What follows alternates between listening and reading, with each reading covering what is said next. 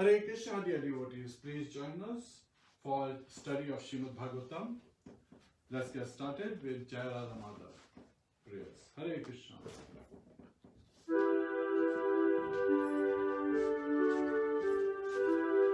Jai Radha Madhava Kunja Vihari. Jai Radha Madhava Kunja Vihari. Gopi Jana Vallabha Giridhari. Gopi Jana Vallabha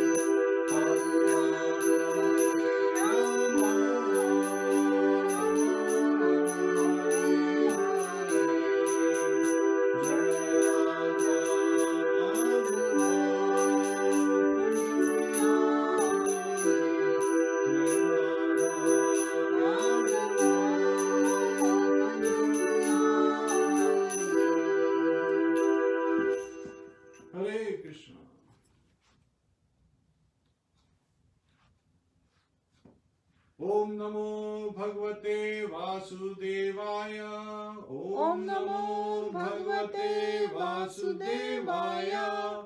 Om Namo Bhagavate Vasudevaya. Narayanam Namaskritya Naram Chaiva Narottamam Devim Saraswatim Vyasam Tato Jayam Udiryet.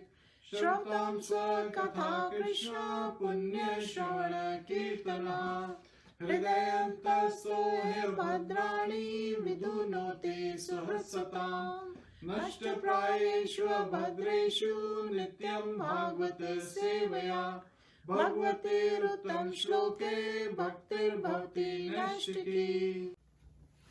Hare Krishna, please join us in the recitation of first few verses of Srimadbhagavatam 10th Canto, Chapter 80. The Brāhmaṇa Sudāmā visits Lord Kṛṣṇa in Dvārakā. Shri Rajo Vacha Shri Rajovacha Bhagwan Yani Chanyani Bhagwan Vyani Janyani Mukundasya Mahatmanaha Mukundasya Mahatmana Viryani Ananta Viryasya Viryani Ananta Viryasya Shrotum Ichchami He Prabhu. Shrotum Ichchami He Prabhu. Please. Shri Rajovacha Shri Rajo Vacha Bhagwanyani Chanyani Bhagwanyani Chanyani Mukundasya Mahatmana Mukundasya Mahatmanaha Viryani Ananta Viryasya Viryani Ananta Viryasya Shrotum Ichchami He Prabhu. Shrotum Ichchami He Prabhu. Shri Raja Uvacha. Shri Raja Uvacha. The king Parikshit said, The king Parikshit said, Bhagwan, Bhagwan, my lord Shukdev Goswami, my lord Shukdev Goswami, Yani, Yani, which, Cha, Cha, and and Anyani, Anyani, others, Mukundasya, Mukundasya, of Lord Kṛṣṇa, of Lord Kṛṣṇa, Maha Atmanaha, Maha Atmana, the supreme soul, the supreme soul, Viryani, Viryani, valorous deeds, valorous deeds, Ananta, Ananta, unlimited, unlimited, Viryasya, Viryasya, whose valor, Shrotum, Shrotum, to hear, Ichchami, I wish, Hey Prabhu, O Master. O Master. Translation by the disciples of His Divine Grace, Sri Bhaktivedanta Swami, Srila Prabhupada. King Parikshit said, My Lord, O Master, I wish to hear about other valorous deeds performed by the Supreme Personality of Godhead, Mukunda, whose valor is unlimited. There is no purpose, so we'll read the next verse. O Brahman, how could anyone who knows the essence of life and is disgusted with endeavoring for sense gratification give up the transcendental topics of Lord Uttam Shloka after hearing them repeatedly? Purport. Srila Vishwanath Chakravarti comments herein that we see many persons who, even after hearing the topics of the Lord repeatedly, give up their spiritual dedication. The Acharya replies that the word Visheshagya is therefore significant here. Those who have actually understood the essence of life do not give up Kṛṣṇa consciousness. A further qualification is to be Vishanaha Kama Marganehe, disgusted with material sense gratification.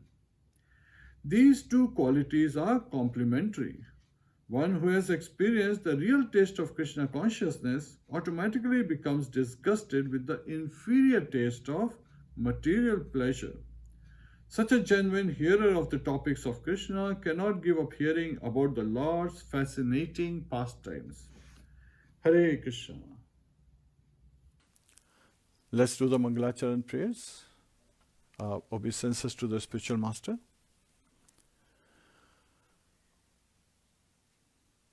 Namo Vishnupadaya Krishna Pristhaya Bhutale Srimate Bhakti Vedanta Swami Niti Namine Namaste Saraswate Devi Gauravani Pracharini Nirvishesha Shunyavadi Pashyatya Deshitarini Om Jnana Timrandasya Jnananjana Shalakaya Chakshurun Militam Yena Tasmai Shri Guruve Namaha Mukham Karoti Vachalam Pangum Langhayate Girim Yat Kripatadaham Vande Shri Gurum Dinataranam Hare Krishna Krishna Krishna Hare Hare Hare Rama, Rama Rama, Hare Hare.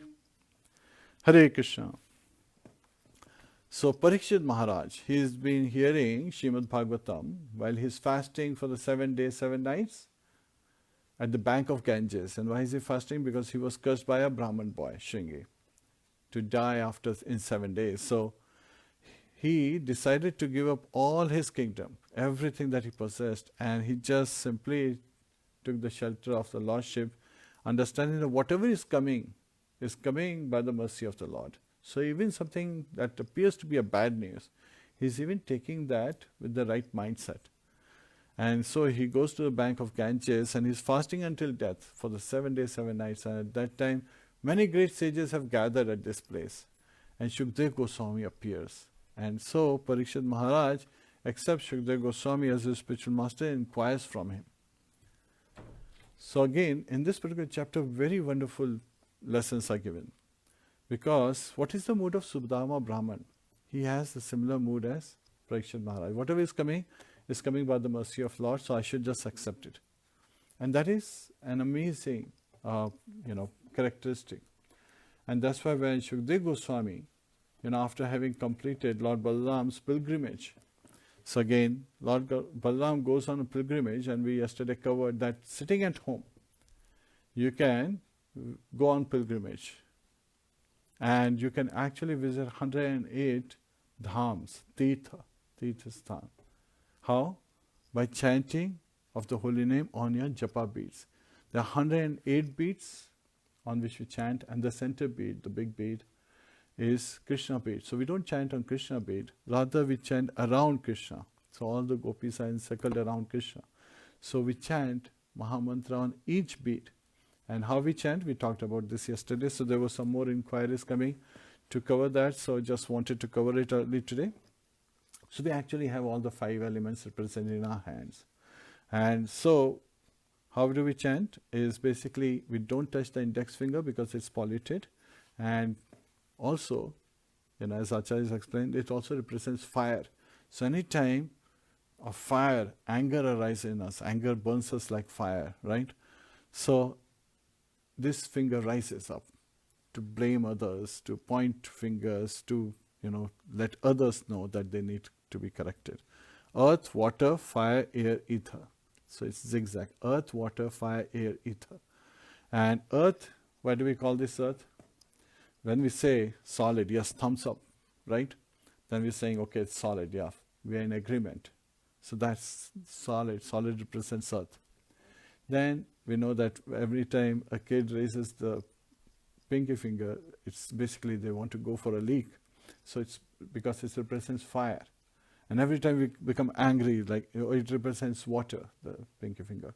And then the index finger represents fire because it rises up, and it's also considered polluted because of that effect.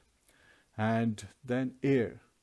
This finger is considered air because when we do tilak, this is specially used. It's using tilak as if it's coming through the air, and placing the kumkuma or haldi on someone's forehead.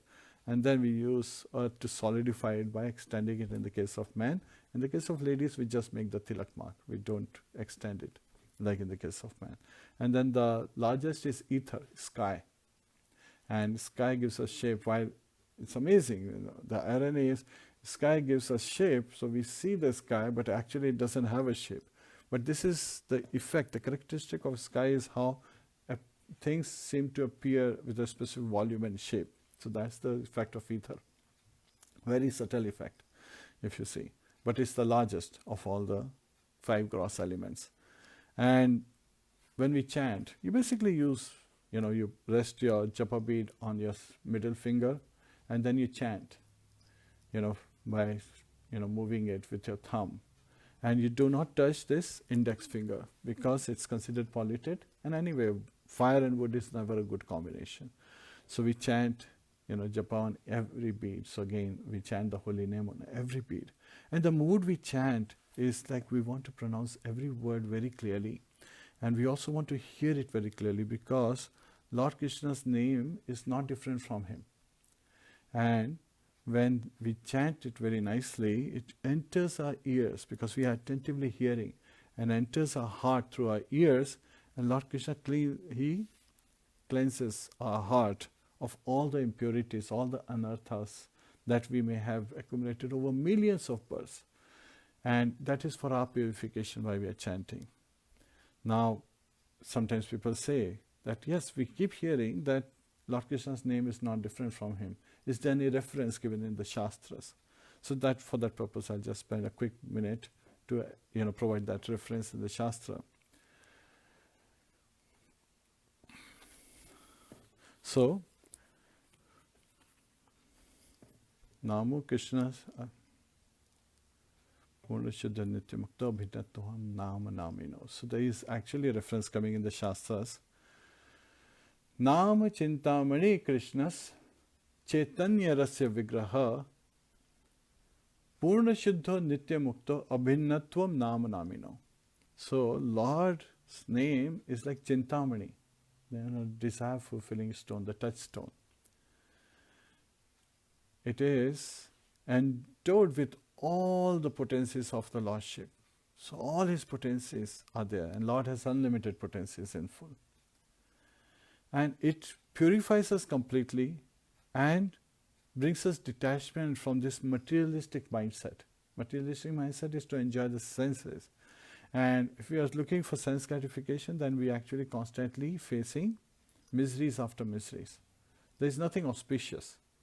But when we serve Lord Govinda, just by serving him, all our senses are, they're experiencing pleasure, transcendental bliss.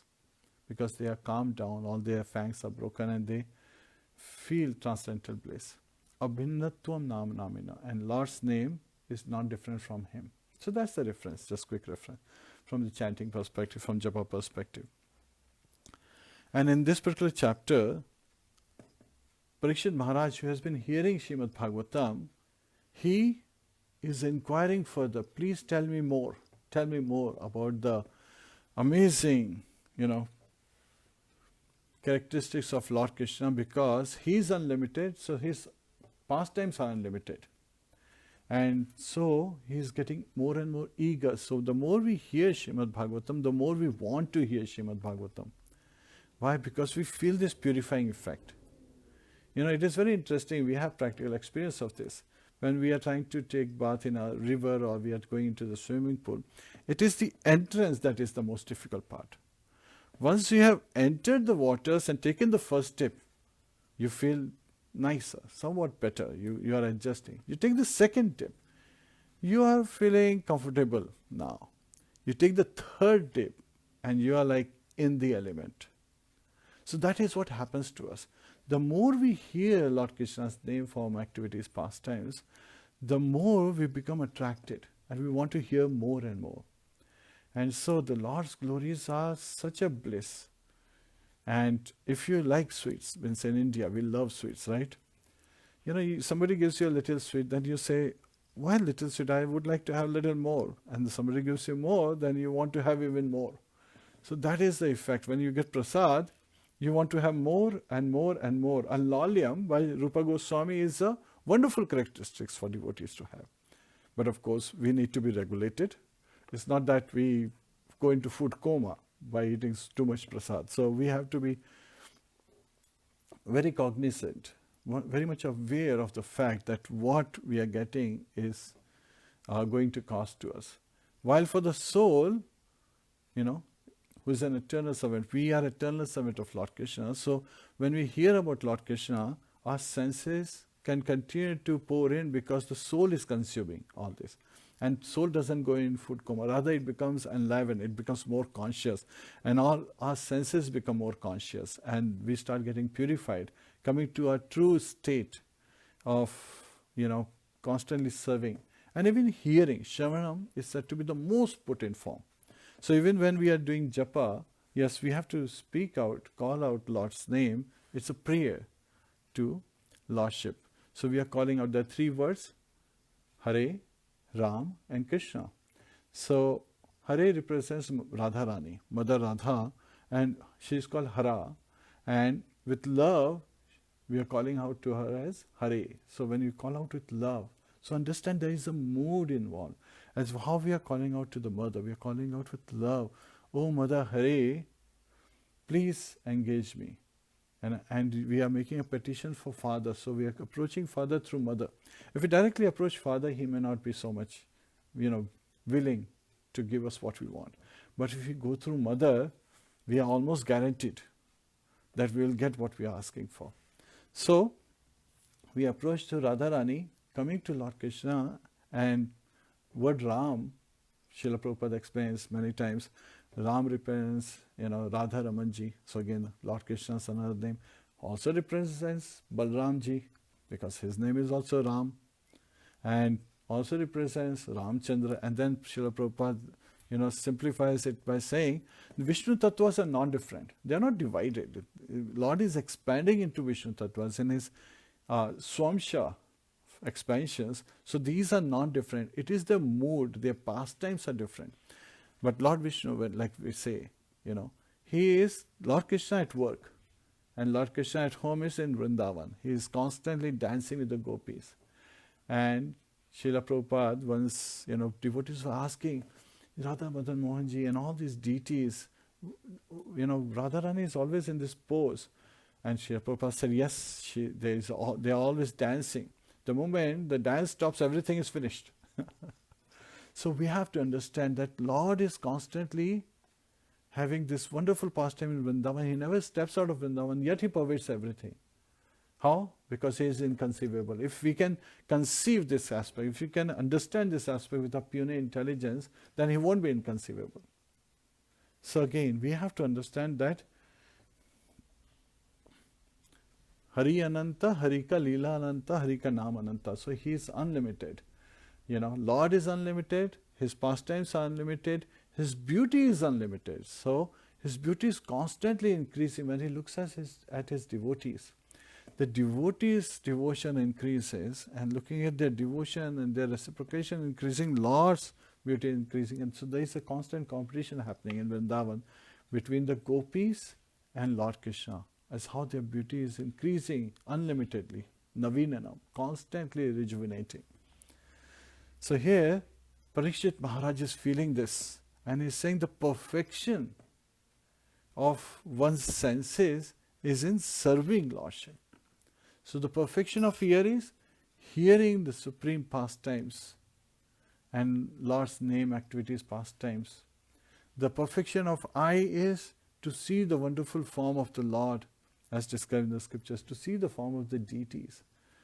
And even in serving the deities, we look at, while serving, we use our eyes to serve in various manners. So they act as an instrument in serving Lord Krishna in the deity form. And the perfection of one's head is in bowing down in front of the deities. The perfection of hands is in serving the deities. The perfection of legs is to walk to the temple, to go to the temple, to engage in serving the deities. The sense of touch is in touching the devotees who are constantly serving the deities, and of course touching the lotus feet of the Lordships. So there are some wonderful ways, so many wonderful ways that we can constantly engage. And of course, the perfection of our tongue is to chant the holy name. Hare Krishna, Krishna Krishna, Hare Hare, Hare Ram, Ram Ram, Hare Hare. Read Srimadbhagavatam, read Bhagavad Gita, Chaitamrita.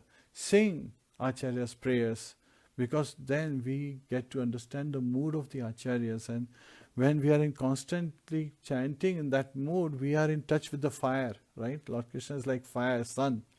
So, like an iron rod, if we are iron rod, dull iron rod, if we are in touch with fire, iron rod becomes red hot and becomes like fire. If you touch anything with that iron rod which is red hot, it burns things.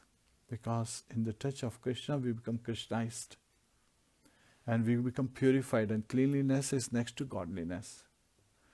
So here, Parikshit Maharaj is saying, and in Krishna book, Srila Prabhupada gives elaborate commentary, elaborate purport on the first two verses, especially the second verse, because there are two very important aspects. Visheshagya. Visheshagya is one who understands the essence of life. And Srila Prabhupada says a personalist, a devotee of Lord Krishna, understands the essence of life is to serve Lord Krishna in devotional service. And by engaging in devotional service, we attain the purpose of life because we are continuously advancing in our spiritual progress, getting purified, really getting established in our Swarup, right? Swarup is our constitutional position, our true nature. And that nature is as an eternal servant of Lord Krishna. So we are re-establishing ourselves in our true nature. And another one is Vishannaha, disgusted.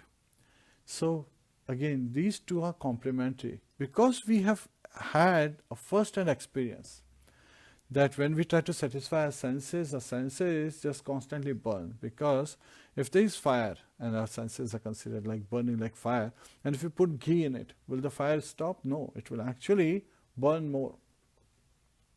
And sometimes when people try to put so much ghee that it completely disconnects the oxygen, that also is the case. Sometimes it happens that after a lot of sense enjoyment, as in the case of King Ayati, he had too much enjoyment for 10,000 years he was enjoying, and finally became disgusted and he decided to take to devotional service. That's another extreme case. So there are two extreme cases. Disgusted because observing that senses are never satisfied, and trying to satisfy senses, and then realizing that they will never be satisfied, and an important time, important resource is lost, which can be used in our spiritual advancement. So in both cases, one comes to a stable point, which is to really understand the third dimension, that the senses should be engaged in the service of Rishikesha, who is the master of senses. And so we get satisfied. So, please take to the chanting of the holy name and understand that it is such a potent form that even a neophyte, even a beginner can experience the love of Godhead. And I'm not saying this, Rupa Goswami says this in Bhakti Rasamrita Sindhu. Srila Prabhupada says this in Nectar of Devotion, in Bhagavad Gita, in Srimadbhagavatam, time and again. Shivdev Goswami himself says this. And Parikshit Maharaj is realizing it, and he is speaking from his realization that he is not feeling any pangs because of the senses, any material pangs. Why? He has been fasting, and this is like 5th or 6th day of his fasting. And he has not eaten anything. Even Shukdev Goswami has not eaten anything. And there is a whole assembly of sages. Atri Muni is there, Gautam Muni is there, Vyasdevi is there, Vashishta Muni is there, Vishwamitra is there. All these great sages are there. And none of them are taking any break, because they are loving this wonderful discourse by Shukdev Goswami, which started 5-6 days back and is continuing to go through for the 7 days, for the whole duration, where he is going to immerse Parikshit Maharaj in this wonderful philosophy explained through wonderful stories of the devotees of Lord Krishna. Because when devotees are glorified, Lord Krishna becomes happy, and when Lord is glorified, devotees become happy. So it's a back and forth reciprocation. It's like a pendulum, like the sway is going on in a musical fashion, where everyone is constantly immersed in the sweet pastimes of Lord Krishna and his devotees. And so Parikshit Maharaj is inquiring. And Srila Prabhupada explains very sweetly that, devotees understand that, being disgusted with the material senses. However, devotees are personalists, and impersonalists, they seem to be disgusted, so they are meditating on Brahman, a partial expansion of Lord Krishna. And in that, they seem to be attached to the personal form, but they are not really attached. So they are continuing to be disgusted because they have not understood that their senses need to be dovetailed in the service of Krishna. And so they still have this void in their heart. And so because this void, they are feeling so much. And in anxiety, they decide that, okay, they want to merge into Brahman and by becoming God, which is a big offense. And not realizing the full form that the ultimate Supreme Personality is none other than Lord Kṛṣṇa, the two-arm form of Shri Radha Shyam Sundar. So Lord appearing as Shyam Sundar, he's so wonderful, he's so beautiful. And every pastime, his glories are so wonderful, they are sweet like nectar. So earlier when Indradev came to give nectar, he was sent back. Why? Because the nectar of Lord Krishna's pastime is much beyond the nectar of this material world. And that has been exemplified by the very nature, because Parikshit Maharaj is inquiring, please tell me more. I want to hear more. And he is glorifying in a way that Shukdev Goswami is engaged in such a wonderful activity where he is enlightening Parikshit Maharaj with this knowledge. Now, this knowledge, sometimes people say, how does it was spoken in Dwapar age. How is it applicable in this current age? So again, this was delivered for the current age. Kali had already advanced when Parikshit Maharaj was fasting. The Kali age had begun. And that's when Shukdev Goswami is speaking Srimadbhagavatam to Parikshit Maharaj. He is explaining to him, because Lord Kṛṣṇa, he has left for his abode. Lord Vasudeva, he has gone back to his abode. And Lord Kṛṣṇa, having gone back to his abode with all the jnana, knowledge, and all the austerities, all the sacrifices, the austerity was one of the religious principles. Mercy, which was the effective principle in Dwapar Yuga, even that is living. And also the cleanliness aspect. So, having gone this Srimadbhagavatam appears as a sun to deliver the light in this age of darkness, the age filled with ignorance. So now when we talk about ignorance, sometimes we talk about how people are suffering. Yet at the same time, some people are feeling that there is no suffering, everyone is advancing so nicely, everything is very comfortable, and there are big nations with big power. Then we get a jolt like COVID-19. All these big things are just sitting in their godowns.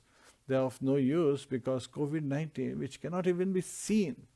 So size doesn't matter. Sometimes Lord is showing us that something that cannot even be seen by the naked eyes can create such a pandemic like COVID-19 has created.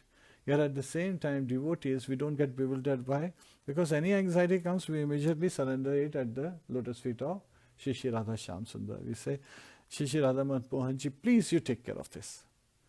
We are at your shelter. So we feel fearlessness. Because Srila Prabhupada himself said that if we chant 16 rounds daily, then he will provide us protection. And when he is saying providing us protection, that's in disciplic succession. So Lord Kṛṣṇa would provide us protection. So it may be raining cats and dogs outside, but you have this nice umbrella above us of our acharyas of the lotus feet of Shri Radha Kṛṣṇa, the divine couple, which protects us from all kind of calamities. And we still use our intelligence. We don't go out saying that now that I'm protected. That's like you are under the umbrella and you are putting the umbrella out, aside and going out to face the rain, which is pouring, and torrential rain that's going on as COVID-19. So we have to be intelligent. And there is effect of this Kali age. The Kali age is an age of quarrel and hypocrisy, where man is not very intelligent, not very lucky, and does not have a long life. And we are constantly disturbed. So that is a characteristic of Kali age. And why a man experiences this? Because they are engaging to satisfy the senses. And they are looking for quick response, quick return. We want to get our results immediately. And that attitude is causing us not to take to devotional service, while it has been so simplified. Shukdev Goswami reveals in the 12th canto that this Kali age is an ocean of faults. yet at the same time it has one amazing quality. This quality is not there in any other ages. What is this quality?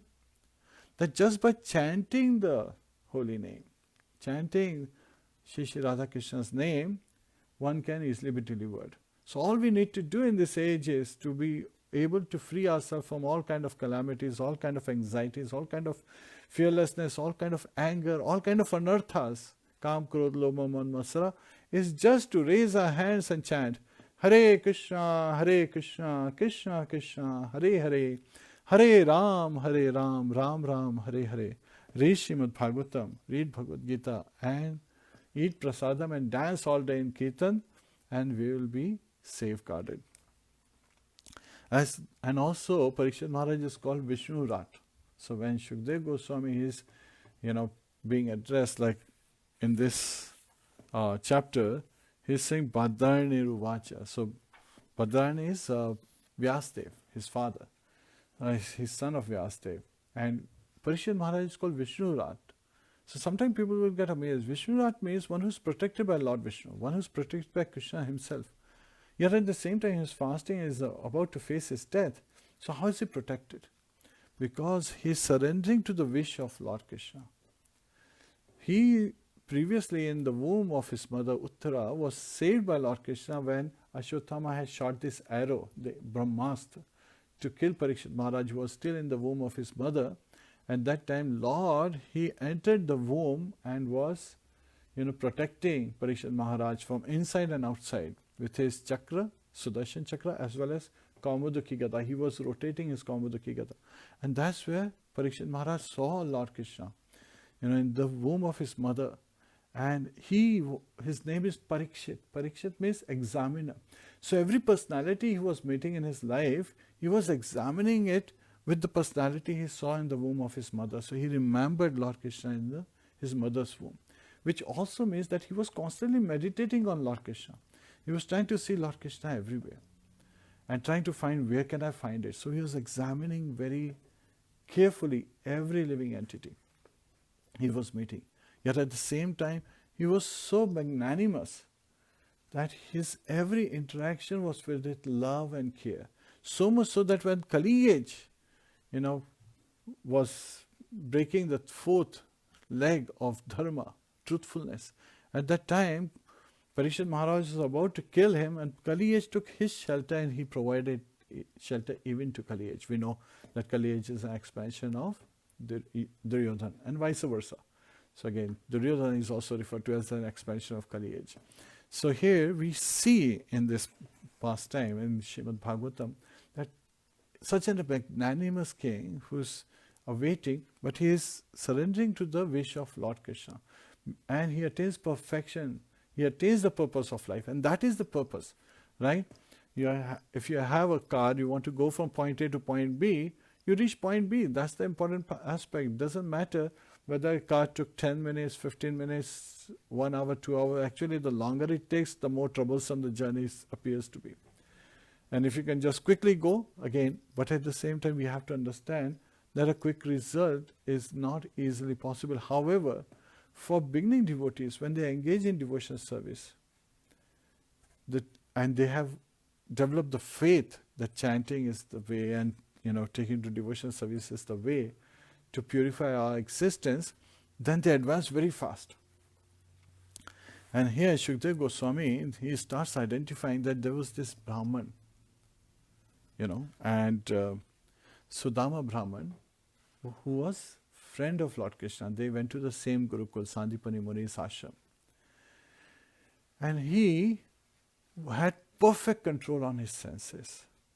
So Srila Prabhupada explains that to be able to get a perfect control on one's senses, one has to be a devotee, fully surrendered soul at the lotus feet of Lord Krishna. And such was this Sudāmā Brahman. And whatever came by its own accord, just like Parikshit Maharaj's mood, that mood has been reflected in Sudāmā Brahman. So Parikshit Maharaj is enjoying this because he's saying, this is exactly my mood. He can connect with it. That I accept everything as it comes by its own accord. So it's not that devotees are careless, they are carefree. That's a big difference. A gulf of difference between careless versus carefree. And as we are talking about this Kali age, sometimes we have to also understand that one of the effect of Kali age is everyone is trying to prove themselves. While devotees, we have the attitude of improving ourselves. There are a couple of wonderful stories I will share in this regard. So, once there were two brothers and they, were given a nice piece of chocolate. Devotees don't generally eat chocolate. So they were given a piece of chocolate by the parents. They said, share, with your brother. So the younger brother received it. So the older brother is looking at him. And then the other younger brother has to split it into two. So he splits it. Unfortunately, what happens is one piece happens to be bigger than the smaller piece. Well, we talked about the monkey and the cat scenario earlier. That's not the scenario here. So the younger brother, he takes the smaller piece and hands it over to his big brother. So now the elder brother, he says, if it was me breaking it and if it was a bigger piece and a smaller piece, I would have actually given you the bigger piece. The younger brother looks at him, smiles and says, that's exactly what I did. So again, we have to also understand that sometimes when we are trying to teach, we also have to carry it out that, instead of proving ourselves, we have to improve ourselves. So we have to set examples in the right order. Similarly, we see that, sometimes when we are sharing with devotees, we are just giving from our plate, and the interesting thing is when we give it to one, 4 give it to us. So that's amazing. This is something I have experienced, that in case of devotees, you meet a devotee, you give something that you think is very amazing, that you have and they missed it, and you give it to them, and all of a sudden 4 devotees see you and they give you, and you are loaded more, and you're like, how am I going to finish this plate? It's bigger than before. So you go out and try to give something to other devotees to reduce, but it increases in size. And that's just the mercy of devotees. The prasad is also called mercy of the Lordship. So it just increases. The mercy just keeps increasing. So you kind of like have to now, feeling or regulated, split your meal into multiple, and share it with others as well. So charity begins at home. Srila Prabhupada teaches us by his example. And once it just so happened that, this is a story of a father and a daughter. So a father takes his daughter to a park to play, and then suddenly she's feeling hungry. She says, Father, get me something. Now, father is experiencing, he's a very pious person, mode of goodness. He's influenced by it. So he decides to, there are people selling chocolates, people selling popcorns. He looks and he sees, a fruit stall. So he goes and he has just enough to get 2 apples. So he brings 2 apples, thinking, let me share it with my daughter. And he hands both the apples to his daughter. And then he says, would you like to share an apple with me? And before he could finish his sentence, the daughter takes a bite from one apple. And without waiting for him, she takes a bite from the other apple. And looking at this, the father is like disheartened. He's wondering, what did I do wrong? Where did I go wrong? I have been trying to teach my children, my daughter, how to be a good person, and this is what she did. She just doesn't want to share anything with me. Sometimes, people are overcome with grief when they see this. And then he looks at his daughter with little contempt in his eyes, and the daughter says, oh dear father, this one is more juicy and sweeter, you should have this one. And now the father is feeling more guilty than before, because he is feeling happy that his daughter exceeded her expectation. But he's also reflecting at his behavior, how quickly he became judgmental about the behavior. Just by looking someone's action, we should not jump to the conclusion. Because unknowingly, with our mind, we may be committing an offense. And it's all about thinking, feeling, willing, and then acting. So we should always have positive thoughts. Maybe father could have thought that maybe my daughter is so hungry, let me, let it be, just make her feel, go ahead, eat it. Maybe look at it from that perspective. So again, we have to be very, very careful not to jump to conclusions. We should be looking at actions, then asking and inquiring if there is such an inquisitive mindset, instead of jumping to conclusions. And that is an essential aspect, because in this Kali age, our mind is always disturbed, so it's very easy to get disturbed. Rather, we should take a pause and then respond appropriately, not just react. Even in the case when sometimes I've seen devotees, they go to the temple and then they come back and say, I had such a bad experience, I won't go to the temple. Why not? You are going there for the lordships. Of course, we talked about this. Maya is everywhere, and she will always try to disturb you. And the effect of Kali age will always try to keep you disturbed, by feeling that everyone is being hypocritic. But sometimes by thinking that we don't want to go to the temple because we had this experience, that is us taking in the association and us taking in the reaction. Rather, we should see that if we felt that something bad would happen, maybe it is our misconception, or maybe it is for our purification. And our focus should be the deities and loving exchanges with the devotees. So our focus is to be sweet. And if we feel that someone is not sweet, just keep the distance. Simply because our focus is on having wonderful times serving the lordships. Shri Shri Radha Shyam Sundarji. So that is our mood as devotees. And we want to engage. And here Parikshit Maharaj wants to engage in hearing more. And is glorifying. And we see, Shukdev Goswami explained earlier, that Amrish Maharaj, he used to engage all his senses. He was a king of the world. But he engaged all his senses in serving the lordship. And being a pure devotee, he was seeing Krishna everywhere. So that is the view of a pure devotee, a Vaishnava. And so devotees, they're basically in three different categories. They're divided. Neophytes. And Srila Prabhupada explains that neophytes, they generally go to the temple, they pay obeisances to the deities, and they directly interact, with important personalities at times. Position consciousness is very much prevalent in their mindset. Instead of focusing on seeing the Vaishnavas around them, they are, looking at who's the most important person. Deities are the most important person, I pay obeisance. Who's the next most important person? My spiritual master is the next most important person. They're paying obeisances. And we have seen some practical examples. There is one scenario where devotee is just pushing through the crowd. My Guru Maharaj is coming and get away, make way. And not realizing that he's actually pushing everyone in an offensive way and not just requesting and being very polite. And that's how he's not just bringing a negative feeling, an impression of, an experience for others, for him, but rather for his spiritual master as well. So it is very important for us to realize that our action doesn't just reflect how we present to others, but also reflects on our spiritual masters. So again, we have to be very, very careful. Now that I said spiritual masters, yes, we can have very many spiritual masters, and that has been explained in this chapter. Not me, but Lord Krishna himself says about this, and Shukdev Goswami is explaining.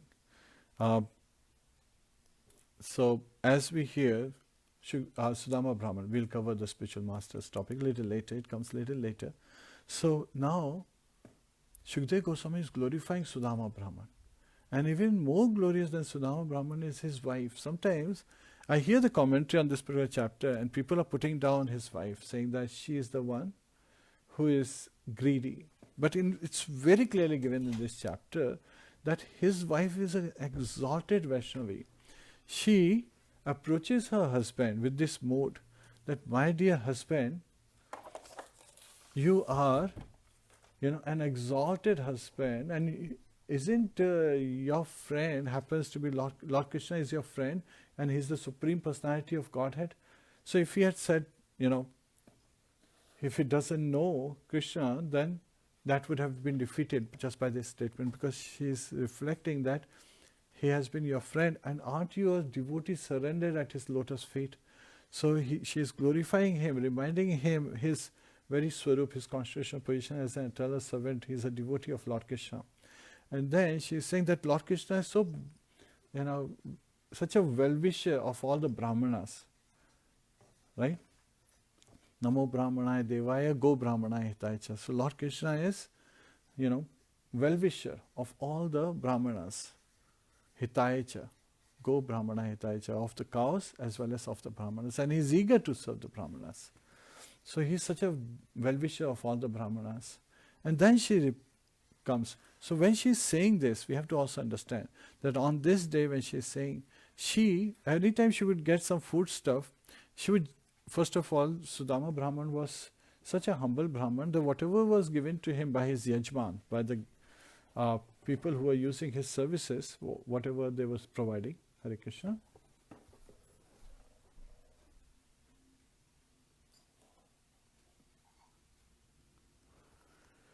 So, it is very important for us to understand that here she is telling, because whatever little he was getting, she would make the food stuff and serve him. And many times she would not eat anything, right? So exhausted she was. And so her body had become so thin, and she was even trembling because of the weakness. Very slim body, and all her veins and bones, they were sticking out. And yet she was serving her husband like a chaste, devoted wife. With that much she was serving, just making sure. And even when she comes to him in that distressed state, she's coming because she has no food to offer to her husband. And this is more distressful to her than, satisfying her own hunger and thirst. Because she's feeling bad that my husband, I'm supposed to be serving him and I can't even serve him food. There's no food in the house. So that's how she's coming to him and speaking very sweetly. So we are learning from this that no matter how distressful we get, how many anxieties come upon us, how many sufferings and miseries fall upon us, we need to still understand that we are surrounded by our loved ones and should be lovingly reciprocating with our loved ones.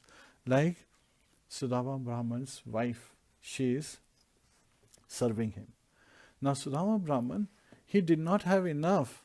Forget about his food is important, but again, he did not have enough to cover himself with nice clothes, and his wife also. And that is important, right? Roti kapda makan. So first you should provide proper shelter, then you should have clothes, and then you talk about food to satisfy yourself.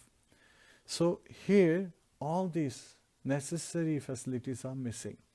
And she is saying that Lord is so devoted, he is so much ready to reciprocate to his devotees. So when he is ready to give himself to his devotees, won't he spare you just the basic facilities so that you can carry out your life nicely? So now she is inciting him to go and meet Lord Kṛṣna and put forth his situation so that Lord can reciprocate and provide him sufficient facilities. And she is saying it not for herself, but for her husband, because she cannot see her husband suffering in this manner. So that's the mood of a wife, a chaste wife, as how she is saying in a loving manner. Not asking for, when was the last time you got me sari, right? When was the last time you get me a jewelry? Not that way, but rather in a loving manner, that my husband, he is a Brahmana and he is a devotee of Lordship. How do I serve? So she is engaged in Vaishnava Seva. And similarly, he is engaged in Vaishnava Seva when he is taking care of her. But then, since he doesn't feel the material pangs, he is thinking his wife to be in the same state, that she doesn't feel any material pangs, she doesn't feel any hunger, thirst and all that. And she would just survive. But she is feeling tormented that how will he survive? All his veins are visible on his body, he doesn't have proper clothes, he is all dirty, shabby looking, and people are not giving him proper respect, and that is hurting her much more than anything else. So she keeps making these requests to her husband in a very sweet, loving manner. So thinking, feeling, willing. So as somebody keeps repeating to you, you start thinking about, so now Sudāmā Brahman is thinking that, yes, Lord Kṛṣna, he was my friend and he is still my friend and I am his devotee, and he reciprocated so nicely when we are in the Gurukul, when we are in the Sandipani Muni ashrams, and at that time we were studying together and so forth. And then finally he says, he thinks about it, and now he is rationalizing, right? And he's thinking, it would be very nice at least for me to see Lord Kṛṣna. So this is what is glorified, that one should come and take shelter of Lord Kṛṣna. So he decides to go and see Lord Kṛṣna. So this reminds me of a very nice story from Jagannath Puri. There was this man, every day he was bringing water in buckets for Lord Jagannath. And so he was going and bringing water every day. And there were so many devotees lined up, coming, pilgrims, they were coming from various towns and cities all over the world to see Lord Jagannath. So he would always think, well, I live here. I live in Puri. I can see Lord Jagannath any day. And so one day he became old, and then he died without seeing Lord Jagannath. So that's such an irony. He was in Jagannath Puri. He had all the opportunities. But assuming that, one day, he can see Lord Jagannath whenever he felt like, he did not see Lord Jagannath, so he did not get this benediction, he did not get the proper purification. So Srila Prabhupada gives this example with the mindset that one should approach Lordships. And in the case of neophyte, they approach. That doesn't mean that the pure devotees don't approach. They approach even more. So this is, as you advance in Krishna consciousness, you do the activities of the earlier ones while adding on new activities. That's why when we talk about Shravanam, Kirtanam, Vishnu, Smaranam, Pada Sevanam, Archanam, Vandanam, Dasim, Sakyam, Atma Nivedanam. Atma Nivedanam includes all of the processes. Shravanam enables you to do Kirtanam. If you are not hearing, then you will not be able to speak. And if you are not hearing and speaking, then you will not be able to remember. So again, they are dependent. Yet at the same time, it has been given the acharyas that they are dependent, yet at the same time they are independent. How it's inconceivable. So that's again another aspect. That's it's very nicely given that you can just engage in one of these processes of devotional service, and you will, can attain perfection. Because it seems to include many of the processes, other processes that's below it, and so forth. And you will advance to the next level. And Atma Nivedanam is where you get the love of Godhead. So automatically, the love of Godhead will invoke in your heart. And that's what Parikshit Maharaj says, that Lord is not just giving of liberation, but He also gives love of Godhead. He also invokes that love towards Him. So we can have the loving exchange. He's not looking for a slave to come and just serve Him. He's looking for this love. He is Bhakta Vatsala. So He's keeping His devotee close to His heart because His devotee, the word devotee is devoted, one who is devoted with love, gratitude, humility, and is reciprocating the feeling of lordship. So it's a wonderful exchange of love that happens with the devotee. That's what Lord is looking for. His bhav gahi janadana. He's looking at the essence in our heart. What is our heart filled with? Is it filled with love or is it filled with hate? Is it filled with, dislikes or is it filled with likes? Is it filled with, negativity or is it filled with positivity? And when we just fill our heart with positivity, it becomes like an ocean overflowing, like we discussed in the case of gopis. And that's where Lord reciprocates. So if we take 1 step towards Krishna, He takes 10 steps towards us. And now Sudāmā Brahman, he has decided to take that his first step towards Krishna, physically. He's always having Lord Krishna in his heart. He's a pure devotee. Yet at the same time, he decides, thinking about this. Now this actually, the next step, what he does, teaches us how we should be reciprocating our love. Next step teaches us as how we should be thinking. Sudāmā Brahman looks at his wife and he says, is there anything I can take to Krishna as a gift? Right? Sometimes we are so busy in going to the temple. Okay, every Sunday we have to go to the temple. We just get our cars and everything ready. We even get, water for ourselves and maybe some snacks for ourselves. And what are we missing? We are going to the temple. We are going to see the Lordship. He is the Supreme Personality of Godhead. He is the Supreme Proprietor of all the material and spiritual universes. Are we taking anything? Lord is very simply satisfied with pattar pushpam phalam toyam, just by a leaf, flower, fruit and a little bit of water. Are we taking anything for Him to give as our offering? He's of course looking at our love. Yes, He's looking at our devotion. Right? And He will accept whatever we offer. If we offer it with love, if we offer it with devotion, if we offer it that, oh my dear Lord, with my love, I have selected this item just for you and I would like to offer it at your lotus feet. That will be accepted. So we are dealing with Kṛṣṇa. We are dealing with the Supreme Personality of Godhead. So we have to be very careful in our dealings. Even going to the temple, we have to make an offering. And so that is for our purification. It's not that Lord Kṛṣṇa wants it. He is Atmaram. He is fully satisfied. He doesn't need anything. But It is for our purification that he accepts it and purifies us. And we get his prasad with the true essence in it. We accept the remnants of the Lordship, which is to purify our tongue. Right? We are talking about tongue, which is purified by the prasad as well as by the chanting of the holy name, by reading Srimadbhagavatam, Bhagavad Gita and so forth. So that is what we are looking for. That is the true essence of life. The perfection of purification of our senses, purification of our very existence. And it's only in the human form of life that we can do that. So this is also very rare. It's a great gift that we have received, and we should use it properly in devotional service, engaging in devotional service. Sudāmā Brahman asks this. So his wife goes to the neighboring Brahmanas' houses, and she is able to collect 4 handful of flattened rice. Poha, we call it. It's flattened rice. You puff them and then you flatten it. So she gets him, little bit of that. She puts it in a small piece of rags she has, and he, puts it in his clothes, and he is starting to walk. Now think of this Brahman who is starting from his home. He is hungry, his wife is hungry, yet he has this feeling that I want to see Kṛṣṇa, my dear friend from childhood. With this mood he is approaching Dvārakā. And Dvārakā is at a great distance, but he is walking, he is continuing to walk.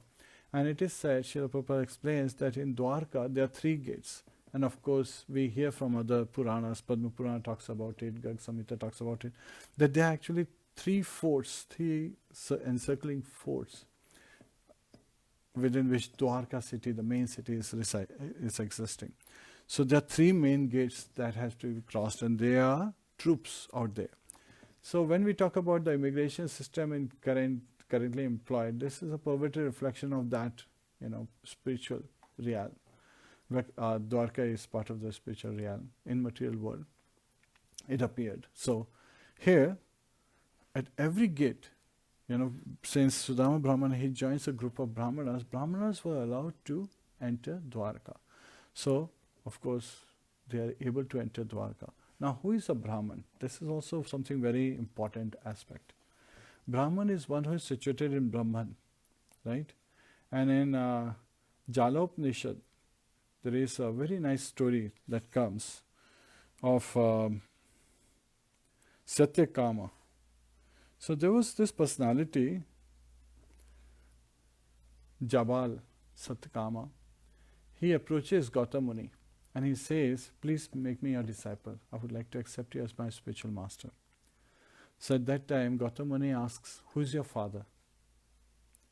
And Jabal says, well, I do not know who my father is. My mother is a prostitute. So then Gautama Muni says, then go and ask your mother.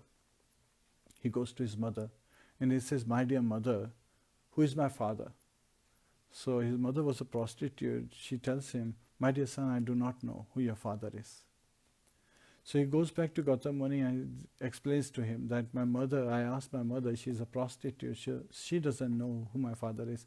So I do not know who my father is. So at that time, Gautama Muni, he smiles. He says, oh, you are a Brahmana, you are speaking truth. Right? So this is actually telling us, Brahmana is a very simple person. He speaks truth, speaks palatable manner, is clean by very nature, has very pure dealings, and is always at peace. Right? Nashochit Akanshi, does not lament about the past events, does not aspire for the future. Rather, focuses on the present moment. So Gautama Muni accepts him as a Brahman.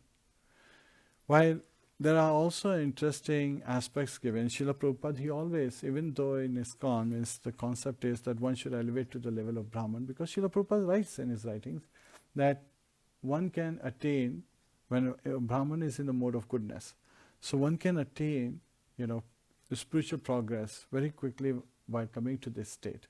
Cleanliness is next to godliness. Shuchi, cleanliness is one of the characteristics of a Brahman. And of course, studying of scriptures is another aspect, and so forth.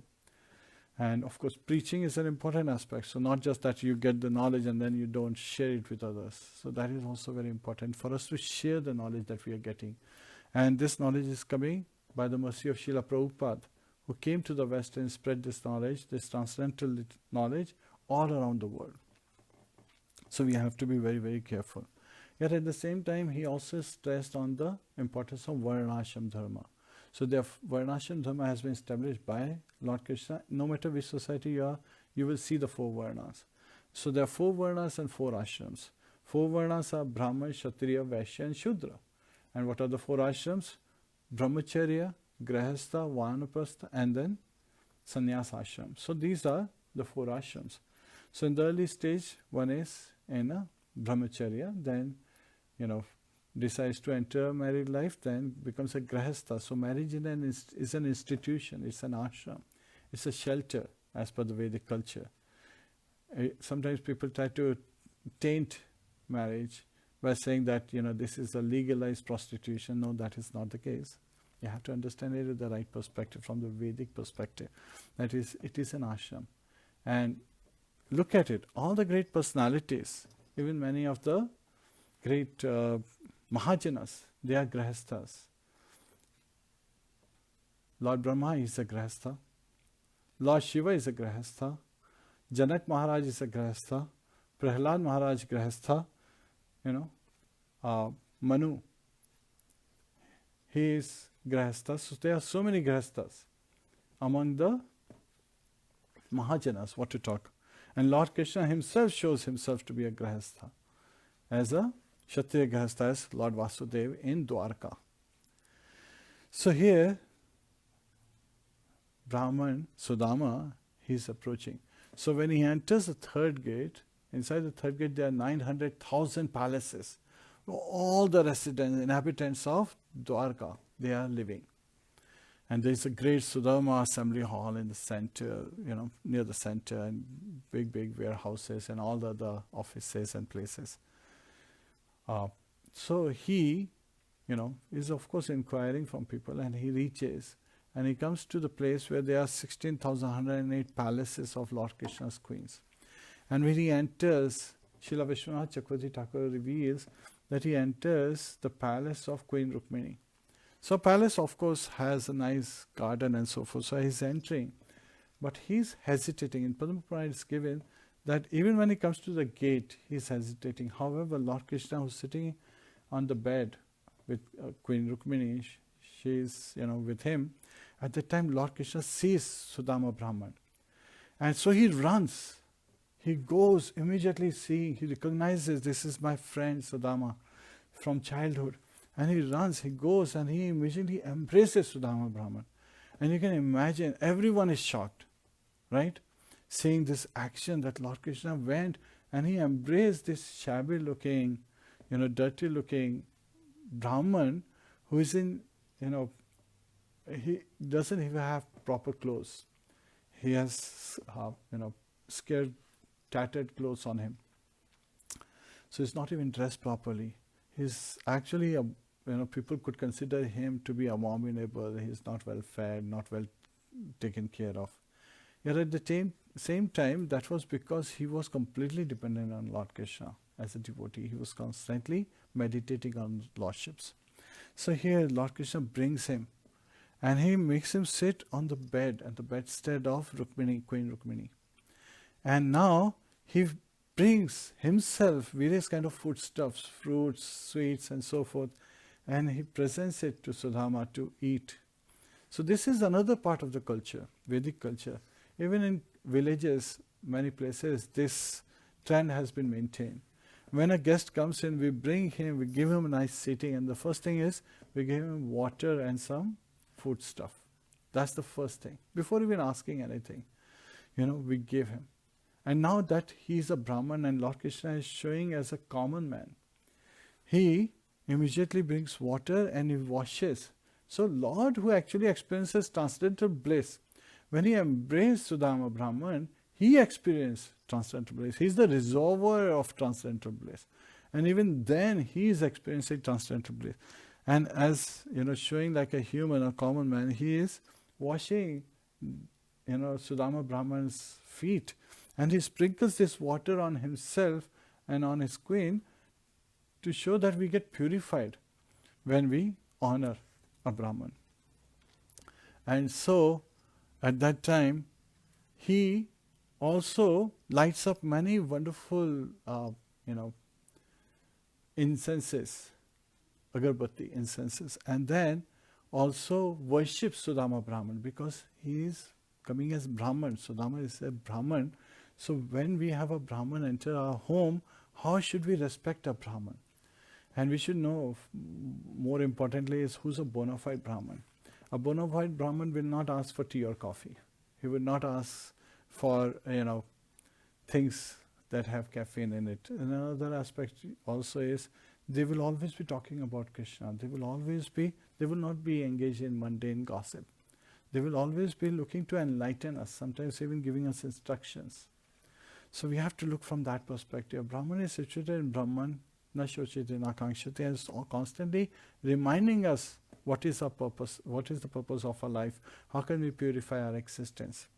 So Lord Kṛṣṇa is showing it, and that he is worshipping with the rays of lamps, Sudāmā Brahman. And then he anoints him with different kind of minerals and gopi chandan and so forth. So you can imagine. Actually, Sudāmā Brahman, as soon as he had entered the quarters, the very garden to the palace, he had started experiencing transcendental bliss. Why? Because he could see this spiritual energy so strong, everyone chanting, all the manservants, maidservants, everyone is chanting Lord's glories. And he's entering amidst all that, environment which is constantly immersed. That's why it is said, yesterday we covered the 5 potent forms of devotional service, where even a neophyte, a newcomer can experience the love of Godhead, which is the topmost mercy of Lord. So here, this is devotee association and going to a dham, engaging in his kirtan, japa, reading Srimadbhagavatam. So all these functionality, worshipping the deities, that's the 5th one. So here he is experiencing that everyone with their words, with singing the glories, all constantly engaged in Sankirtan. This is wonderful association. He was feeling transcendental bliss as he entered the palace, and he's sitting there and he's seeing Lord Kṛṣṇa reciprocating. Now when you see this reciprocation of Lord Kṛṣṇa, sometimes people directly jump to the mundane reciprocation of between friends in current times and how they deal with Brahmanas in current times. Well, even at that time there were incidents where friend did not treat another friend properly, thinking that this person is poor. Where are some of those examples? We of course know of Chanakya Pandit, but then Chanakya Pandit appeared much later in Kali Yuga. At that time itself, when Dronacharya once, he was also completely relying as a devotee. He was not looking for any wealth or anything. So his family was also very poor in the beginning. Kripi was his wife, twin sister of Kripacharya, twin of Kripacharya. So again, and Kripacharya was the spiritual master of Kuru dynasty. His sister was living in a hut with Dronacharya and Ashwatthama as their son. And once the kids, they knew that they are very poor, so they gave some rice water. The water that after you clean rice, it becomes whitish in color. They gave him in a cup and said, drink this, this is milk. So Ashwatthama drank that rice water and he, started dancing, I've tasted milk, I've tasted milk. So poor they were. Can you imagine? Could not even get proper milk. And when Dronacharya saw this, he said, I can't even get my son a cup of milk. How bad am I? So I should be able to get something. So at that time he remembered his friend Drupad. Drupad, when they were both in brahmacharya time at the ashram as brahmacharis at that time under the same Gurukul, Drupad had given him his promise, whatever is mine is yours. So he said, Drupad promised me this, so I will go and ask Drupad to give me a cow. So he goes to Drupad's court assembly hall and he says, my dear friend, I have come. Drupad doesn't even get up from his throne. So he was sitting at his throne. He sees his childhood friend coming, but he's not getting up from his throne. So even at that time in Dvāpa Yuga, there are examples where people would become too proud of their position and seeing that he's in shabby clothes, he's appearing like this, like a weak body, very thin, and similar to the state of Sudāmā Brahman. But Dronacharya is coming for his son, to his friend, while Drupad is thinking that this is a poor Brahman who is coming to me and I am the king. So, of Panchal Desh, so, I have to just ignore him. And he ignores Drupad, and this hurts Drupad. So sometimes words hurt more than the weapons that somebody can use. So Dronacharya is hurt. So when he gives the knowledge to Pandavas, and of course this is a wonderful story we'll cover sometime, Dronacharya's life, as how he becomes the spiritual master of the Pandavas and teaches them. And when at the end, they have to give Guru Dakshina. So after you complete your education, you give Guru Dakshina, which is, a gift to the Guru based on Guru's desire, not just what we want to give. So they ask Dronacharya. So Dronacharya tells Kauravas as well as Pandavas, all of his disciples, that all I want you to do is win over Drupad. So defeat Drupad and get all his kingdom. At that time, Kauravas tried and they failed, and Pandavas, they succeeded, and Drupad surrendered. At that time, Dronacharya, he divided everything equally between Drupad and himself. So he gave half his kingdom. But Drupad, in arrogance, being a Kshatriya in the mode of passion, he didn't think that he is returning me half of my kingdom. Rather, he is thinking that he is taking away half of mine. And Dronacharya took half of it, while he could have taken the whole of it.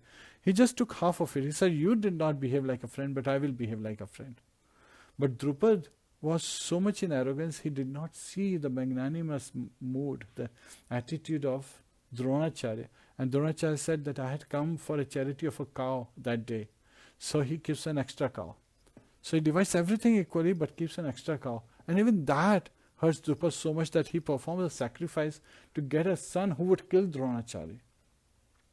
So again, so much illusion somebody can fall into, even at Dwapar Yuga time. So you have to understand, not just judge people now, but rather at that time. So people are constantly under delusion. We should just be compassionate, merciful towards such personalities and keep some distance, because dealing with them could lead to the fate of Dronacharya. Of course, when Dhristadyumna, he came out and Draupadi came out from the fire sacrifice they were provided. And Dhristadyumna was blessed with this, that he would be able to kill Dronacharya. Drupad brings his son Dhristadyumna, who he wants to kill Dronacharya, to Dronacharya, and says, teach him martial arts, teach him how to fight. And then, with the mood that my son, when he learns from you all that you know, he will kill you. That is the attitude, a very asuric attitude, a very demonic attitude. Yet at the same time, now look at the sweet form of Lord Kṛṣna, who is worshipping his friend, because his friend, of course there is a reciprocation towards his friend, because he embraced his friend. And all the maid servants and man servants, they are shocked, they are looking with great surprise. The first surprise is that Lord Kṛṣna is treating this Brahmana, what kind of pious activity this Brahman must have performed in his life to be able to, be treated like this, by being worshipped like this. And even the, Lord is sprinkling, after washing his feet, the water on his head and his queen's head. Second, even more surprising is that he is sitting on the bedstead of Queen Rukmini. So the very inner quarters, very intimate reciprocation is going on. He is not being worshipped on the outside, in the garden or in the, initial place where you invite guests, in the guest rooms. Rather, in the very intimate quarters of Lord Kṛṣna and Queen Rukmini, he is sitting on the bed when Lord Kṛṣna is worshipping him. And then even greater is that ultimate is like how Lord Kṛṣna embraced him, because Lord Kṛṣna, everybody knew, would only embrace Lord Balaram. So he embraced this Brahman, this shabby looking Brahman, who is in tattered clothes and shabby state, not clean. He is embracing this Brahman like he's embracing his elder brother. So Lord Kṛṣna would only embrace Lord Balaram like that, or Queen Rukmini. He would not embrace anyone else. So he's embracing. So this is their perspective. Of course, we know in Indraprastha, he would always embrace Arjun and Nakul Sahadev after they have touched his feet. He would always embrace. But they had not been there. So they are thinking what they have seen. So again, it is very localized perception that we are presenting. It's being presented in Padma Purana as well as in Srimadbhagavatam. So they are amazed, they are surprised, they are astonished looking at this great fortune of Sudāmā Brahman. And at that time, Lord Kṛṣṇa is sitting. So after Sudāmā Brahman has properly eaten, fruits and other stuff, and food stuff, and he has taken, liquids and is feeling satiated. He's no more feeling any hunger or thirst. Lord Kṛṣṇa is holding his hand in hand and talking to him. And all this while, what is Queen Rukmini doing? She is simply fanning Sudāmā Brahman with chamar. And this is where Lord Kṛṣṇa gives amazing lessons to us. He basically says that I am sitting in everyone's heart as a super soul. He has expanded as super soul. He's sitting and he's seeing everyone's activities. And then he is also talking about that after giving Guru Dakshina. So we talked about Guru Dakshina earlier, that before after you complete your education, you leave your Guru's ashram and take to Grihastha ashram or the next ashram.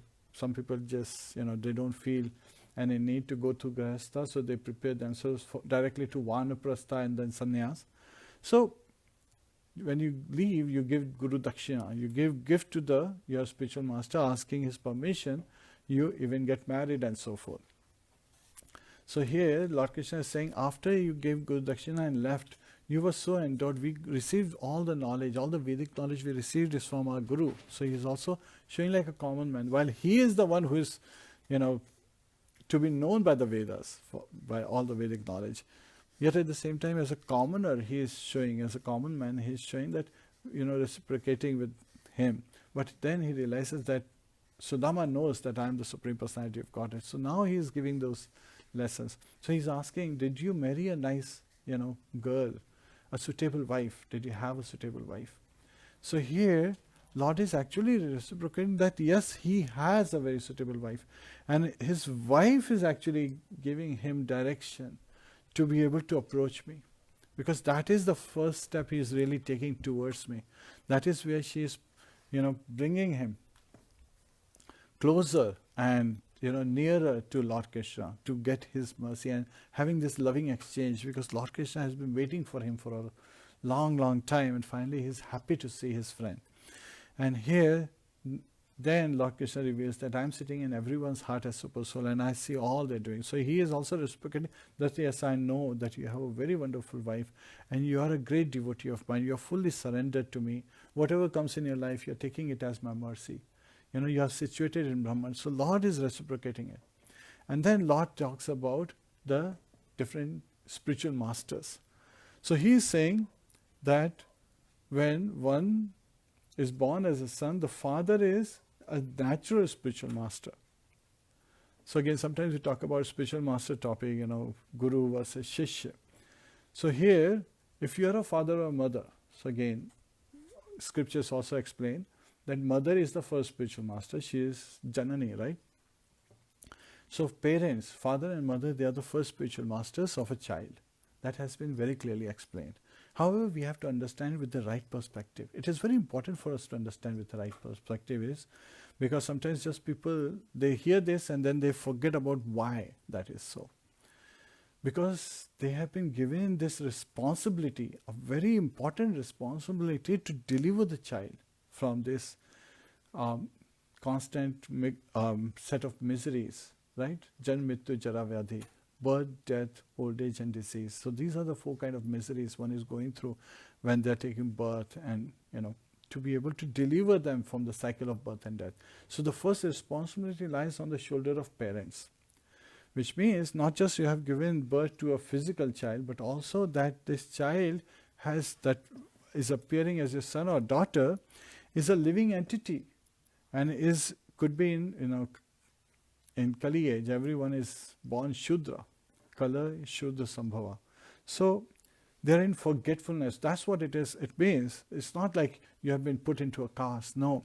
It is that a child who is born, he's in the Anandmaya state, only looking at that food is my existence. Then the next consciousness is of eat, sleep, mate, defend, to be able to come to, and then it is parents' responsibility to bring them to the Jnanmaya state, to the knowledge consciousness of what is true knowledge, spiritual knowledge, and then make them realize that knowledge by practicing in their life. So parents have this responsibility as spiritual masters to enable their child in a loving manner to help them grow in their spiritual journey. So one of the very simple example is given is, if you get a piano, does not make you a master pianist, it does not make a great musician. So just like when you give birth to a child, doesn't make you a spiritual master and now you are respected by all society. Rather, it actually puts a heavy burden of responsibility on your shoulder, because this child is going to look at you as its role model. And as role model, you have to show. And as His Holiness Bhakti Rasamrit Maharaj, he explains that you can preach all day, and sometimes if necessary you speak words, because you are preaching by your actions. What are you doing? What are you speaking and all those things? And Maun is also given another way. You could be performing a Maun Vrata all day by reading Srimadbhagavatam or Bhagavad Gita or chanting the holy name.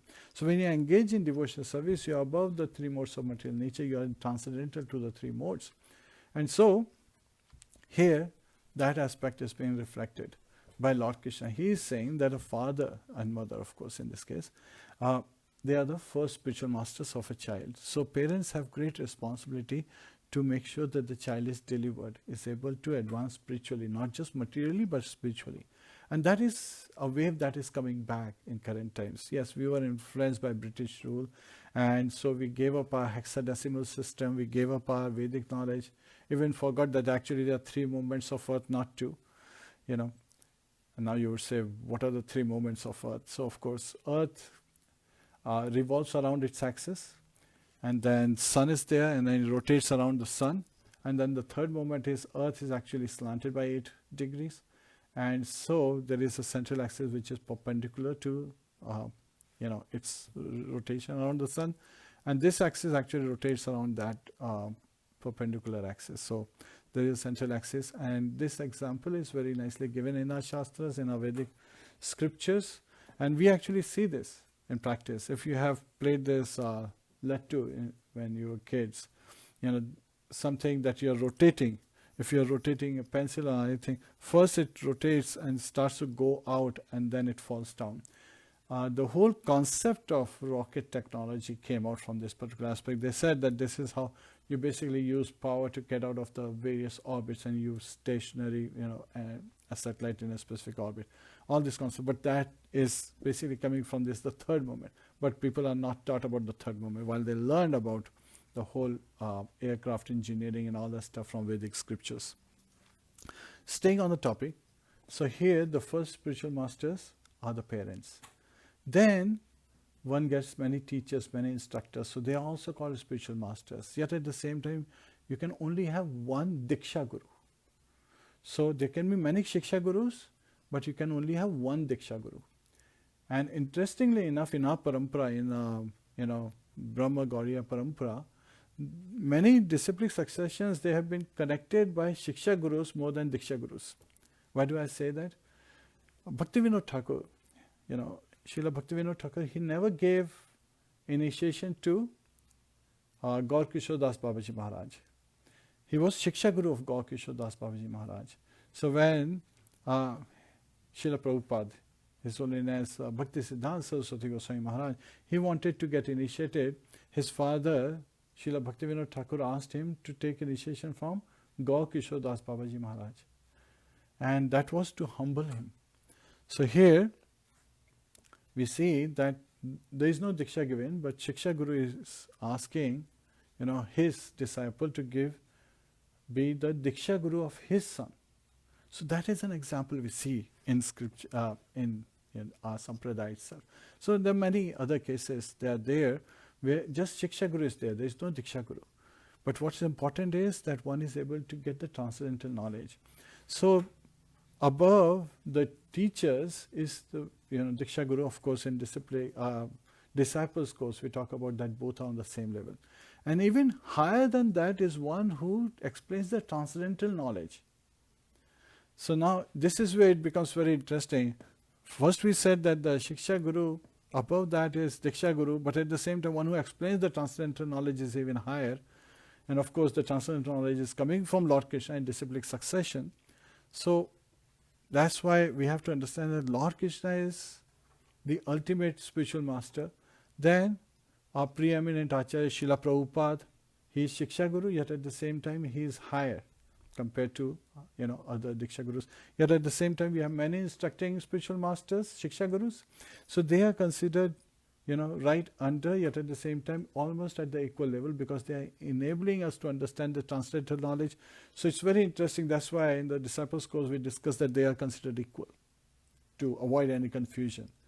Because, we are not very intelligent, and the Shastra simply stated in this manner. So Lord Kṛṣṇa is revealing, and Shukadeva Goswami is revealing this secret to Parikshit Maharaj.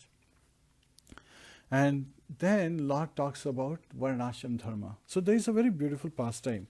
Srila Prabhupada, once he was explaining to His Grace Harishwari Prabhu that, becoming a Vaishnava is not easy. So I'm paraphrasing some of the words. The exact word is Vaishnava is not easy. It's not so easy. So becoming a Vaishnava is not so easy. So I'm paraphrasing for simplicity. And he was expressing that Varnashram Dharma should be established. Because people directly won't take to devotional service to Lord Kṛṣṇa. They would be more ready to engage in their various, prescribed duties and their specific varnas. And so that is important, and that needs to be established to at least, get everyone except, to come to the level of their spiritual progress, to start making some spiritual progress. So His Grace Harishwari Prabhu responded, so the Varnashram Dharma is like for the Kanishtas, like the Kanishta Adhikaris, neophytes. Prabhupada said, yes, Kanishta Adhikari, yes. And at that time, His Grace Harishwari Prabhu he responds that this will be more or less revolutionize our movement, the way we are running our centers, the ISKCON centers. Because if we introduce it, then more people will take it. And won't it be a revolution? Because our focus has been to just, make people Brahmanas, to raise them to the level of Brahmanas. And Srila Prabhupada at that time said, so why are we talking as we? Why are you taking it as we? Because he's trying to express that actually the Varnashram Dharma is not going to be established by us, by the ISKCON centers. It has already been established by Lord Kṛṣṇa. And we are just going to be the instrument in that service to really reawaken, to make people come and establish themselves so that they can finally look at their spiritual progress. So this is where he responds, because our only emphasis is to simply produce Brahmanas. And then Prabhupada said that, you are thinking of we, that is Kanishta.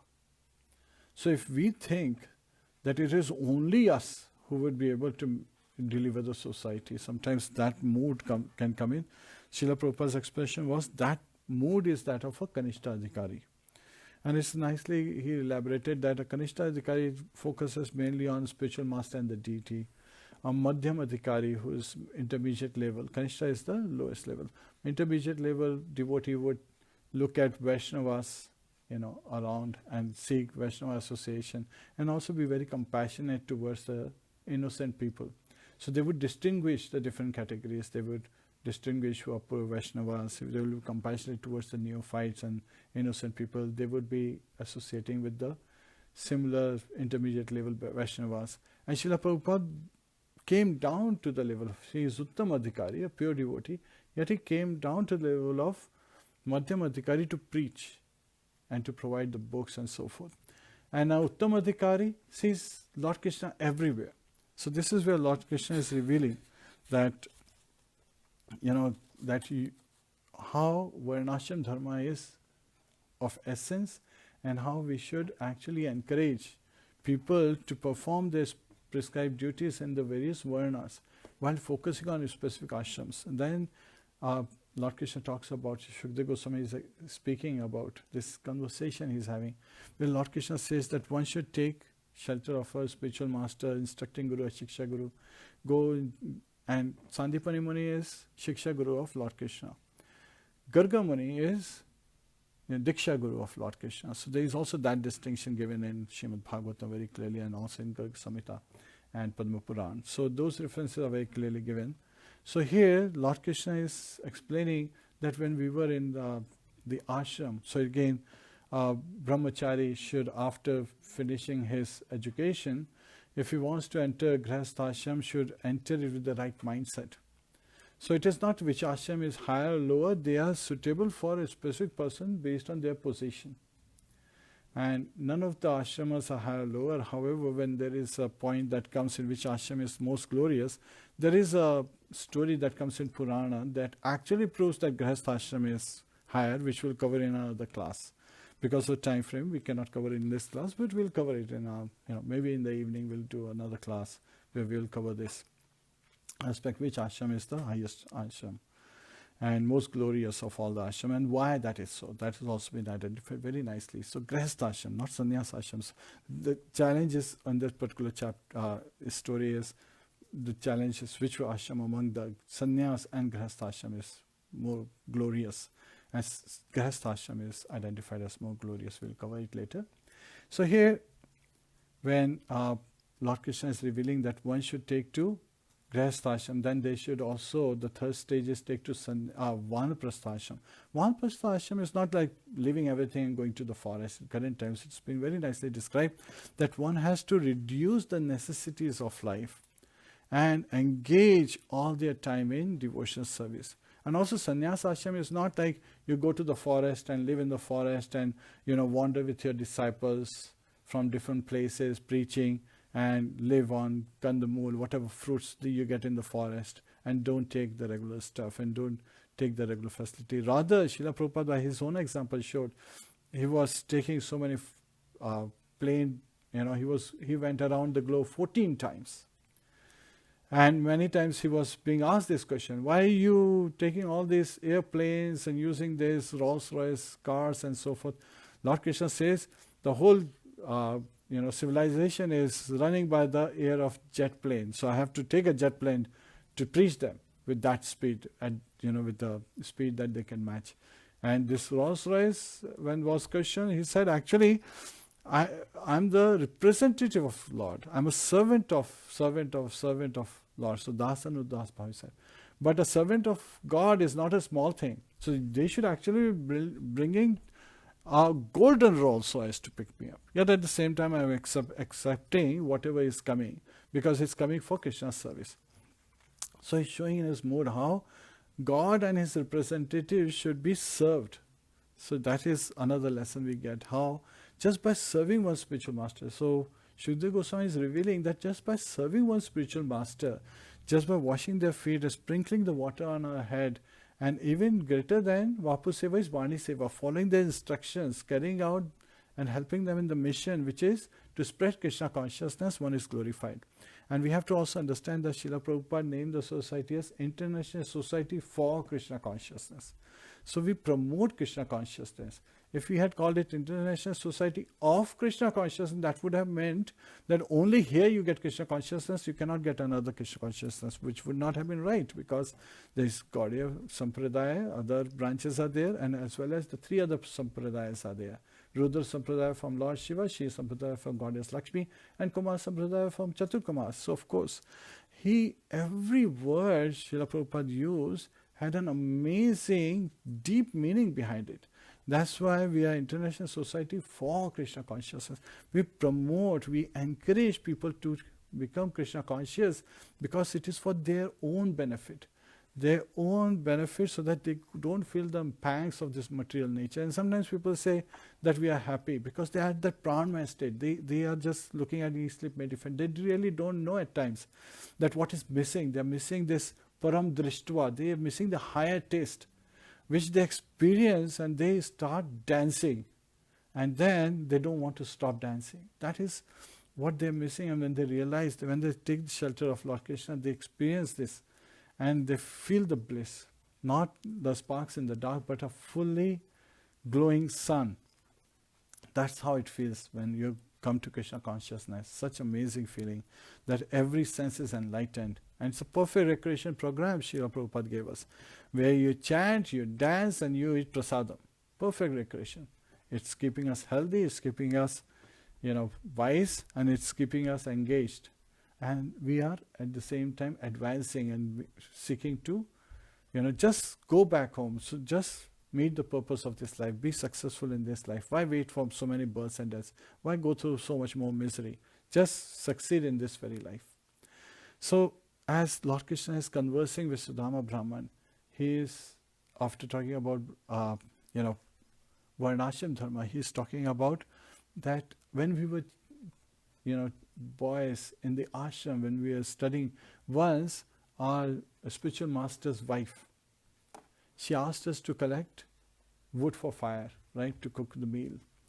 So this is another place. Sandipani Muni, who is the Shiksha Guru, he is also a Grihastha. So many times people are wondering. Vyasdev, he is a Grihastha. Shukdev Goswami here, he is appearing as a brahmachari, but there is another Shukdev, non-different from him, he is also a Grihastha. So again, we covered that earlier, we'll also cover that someday when we cover life of Shukdev Goswami, as how he is coexisting as a brahmachari as well as a Grihastha. Some amazing facts we'll share. And so they are amazing stories. These stories are so sweet and so amazing. And so here, Lord Krishna is saying that once she asked for us to go and collect wood from the forest, firewood. And we went, and suddenly all this dust storm and thundering started, and then it was torrential rain. It was as if like the devastating, and then from dusk it became night, and we were not able to see the way back to the ashram, and we were holding each other's hands and trying to find, and it was so much of rains, such torrential rains, that we could not differentiate between high ground from low ground, what's what if the pits, and such a dangerous situation for small two boys to be wandering in the forest. And so we spent our night, and then next morning when we did not come actually, Sandipani Muni, when later on he realized that these two boys have not returned, he sent his other disciples, he himself went out in the forest, and then he found them. So Lord Krishna is reminding him of that time when they were both afraid. So it's very interesting that we amazingly learn here the lessons that when everyone is in fear, all we have to do is hold on to each other. We have to cooperate, collaborate, because it is at the tough times our faith is tested. We go through the test of our faith.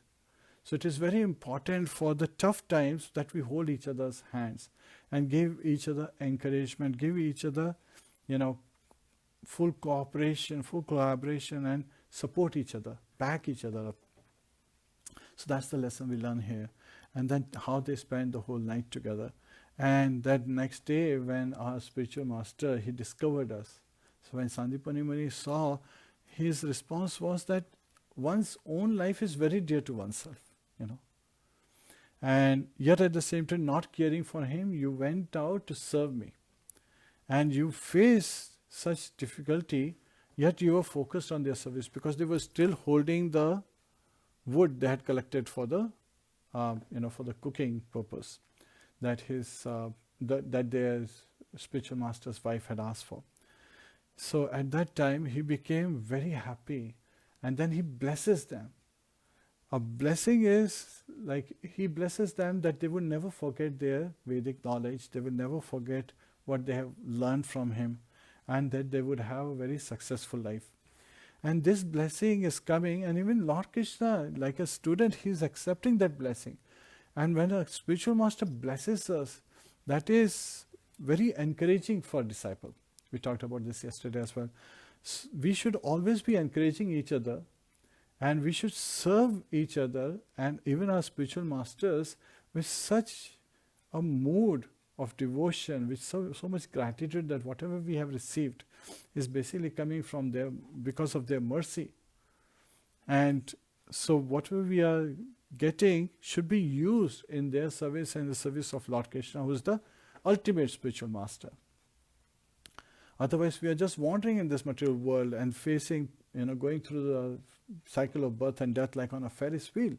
So that is where we need to reciprocate, we need to reflect, we need to show by our action and glorify our spiritual master and get the blessings of our spiritual master.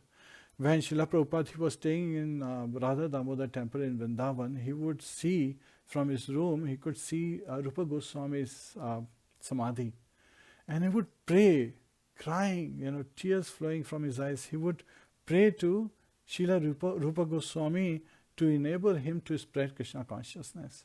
And when he came to the West, he always glorified that by the mercy of his spiritual master, by the blessings of his spiritual master, he was able to spread Krishna consciousness. He shares so many of his wonderful memories about his spiritual master, Srila Bhakti Siddhanta Saraswati Thakur. Many times when Srila Prabhupada, he was a Grahastha, he would sit in the discourses that his spiritual master, Srila Bhakti Siddhanta Saraswati Goswami Maharaj was giving.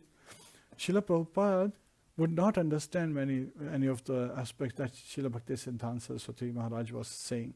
Yet at the same time, to be respectful, he would sit there attentively, trying to hear, trying to understand what his spiritual master is saying. And Srila Bhakti Siddhanta Saraswati Thakur, he paid attention that this boy is very sincere. He looked at Srila Prabhupada when Srila Prabhupada was comparatively young, a Grahastha, and he is very sincere. And he is making every attempt to engage in hearing process, Shravana, most powerful of all processes. And so, he was getting blessings of Srila Bhakti Siddhanta Saraswati Thakur. And so when Kṛṣna, he takes away from devotee when he knows that the things that are going to be adversary to spiritual progress, impediment to one's progress. But when he sees that a devotee is so surrendered that everything will be used for the service of Lord Kṛṣna, then he gives in abundance, like we see in case of Srila Prabhupada. He was sent by all these wonderful Western devotees, and Srila Prabhupada always said that Srila Bhakti Siddhanta Saraswati Maharaj, he is sending all these disciples to me. He is making everything happen around me. And he always, when everyone was glorifying Jai Prabhupada, he would also say Jai Prabhupada, because Bhakti Siddhanta Saraswati Maharaj also had the same title as Prabhupada. And we hear so many amazing lessons, so many sweet pastimes as Lord Kṛṣna is remembering this. And they're holding hand in hand as they're talking. So this is where this chapter ends, where loving exchanges are being shared. And he's showing us that how they receive this blessing by their spiritual master. And that's how, Sudāmā Brahman, he is so exalted, pure devotee of the Lordship. And this is where this chapter ends. And then the blessing to Sudāmā Brahman happens in the next chapter. So we'll pick it up later. And at this time, understand that his wife, she was so exalted that she enabled him to take shelter of Lord Kṛṣna, and she was looking for his welfare, not for her welfare. She was feeling tormented that she cannot feed her husband. She doesn't have enough. She would not mind staying hungry, but she could not see her husband hungry. So again, an exalted Vaishnavi's pastime is also hidden in this particular pastime. So we should also understand that engaging in devotional service can release us from the material pangs. And all we seek is Lord's mercy, by serving Him with love, with devotion, with gratitude, and engaging in loving relationships with all the devotees, all the family members that we have around us, because they have been sent to us as mercy of Lord. That's also prasad. So this is where we would end this chapter, and please join us for Nrsimha-devati. Hare Krishna.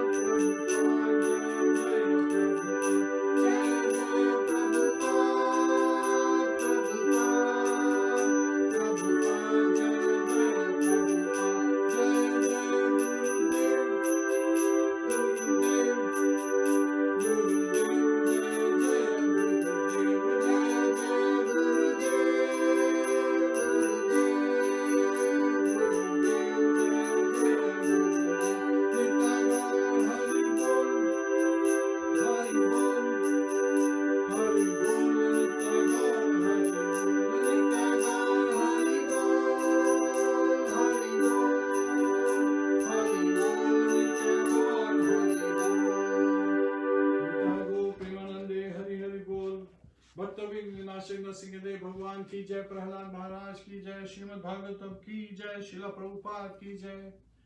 Hare Krishna. Hare Krishna.